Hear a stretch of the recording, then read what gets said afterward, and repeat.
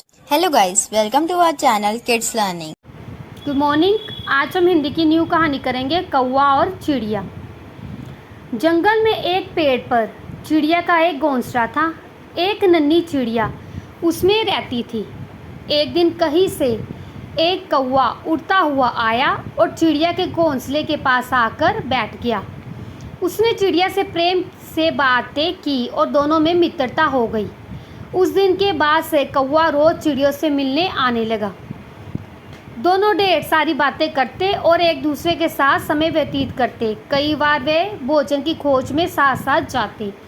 एक दिन कौवा और चिड़िया भोजन की खोज में निकले।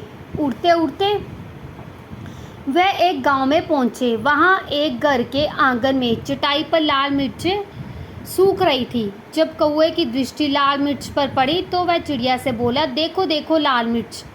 दोनों नीचे चटाई के पास आकर बैठ गए। चिड़िया बोली, चलो एक प्रतिस्पर्धा करते हैं, यानी कि प्रतियोगिता या कंपटीशन जिसको हम कह सकते हैं। देखो देखो कि कौन ज़्यादा मिर्ची खा पाता है। ठीक है, लेकिन जो जीता वह दूसरे को खा जाएगा। ये किसने कहा? कौवे ने। कौवा प्रतिस्पर्धा के लिए तैयार होकर बोला।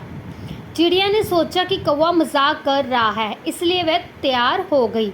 दोनों ने लाल मिर्च खाना प्रारंभ मतलब स्टार्ट किया, शुरू किया। चिड़िया ईमानदारी के साथ प्रतिस्पर्धा में थी, इसलिए ईमानदारी से मिर्ची खा रही थी। लेकिन कौवा चिड़िया से नज़र बचा के बेईमानी करने लगा। वह कुछ मिर्च तो खाता, लेकिन कुछ चटाई के नीचे छुपा देता। इस बेईमानी के कारण कौवा जीत गया।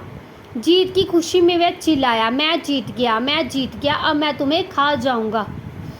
कौवे की बात सुनकर चिड़िया बहुत दुखी हुई। वह तो कौवे को अपना मित्र समझती थी, लेकिन कौवे ने उसे अपना असली रंग दिखा दिया। कौवा चिड़िया को खाने के लिए उतावला होने लगा। तब चिड़िया बोली, ठीक है, तुम मुझे खा सकते हो, लेकिन मुझे खाने से पहले अपनी चोंच को धोकर आओ। पता नहीं तुम क्या क्या खाते हो, तुम्हारी चोंच बहुत गंदी रहती थी। कौवा चिड़िया की बात मान गया और उड़कर नदी किनारे चला गया। जब उसने नदी से पानी मांगा तो वह नदी बोली, मैं तुम्हें पानी देने को तैयार हूँ, लेकिन पहले एक मटका लेकर आओ, उसमें जितना चाहो उतना पानी ले आना। कौवा उड़ता हुआ कुम्हेहार के पास गया, उससे मटका बनाने को कहा। कुम्हेहार बोला, मैं तुम्हारे लिए मटका बना दूंगा, लेकिन मुझे मिट्टी की आवश्यकता होगी। अभी मेरे पास मिट्टी नहीं है, मुझे थोड़ी मिट्टी लाकर दो। कौवा उड़ता हुआ खेत में पहुंचा और अपनी चोंच से मिट्टी खोदने लगा। तब धरती उससे बोली, पूरी दुनिया जानती है कि तुम कूड़ा और गंदगी खाते हो, इसलिए मैं तुम्हें अनुमति नहीं दूंगी कि तुम मेरी मिट्टी पर अपनी चोंच मारो। इसलिए यदि तुम्हें मिट्टी चाहिए तो कुदाल लेके आओ। कौवा लुहार के पास गया और उससे बोला, मुझे एक कुदाल बना कर दो। लुहार बोला, यदि तुम्हें कुदाल चाहिए तो मुझे आग लाकर देना होगा। कौवा पास स्थित एक किसान के घर गया।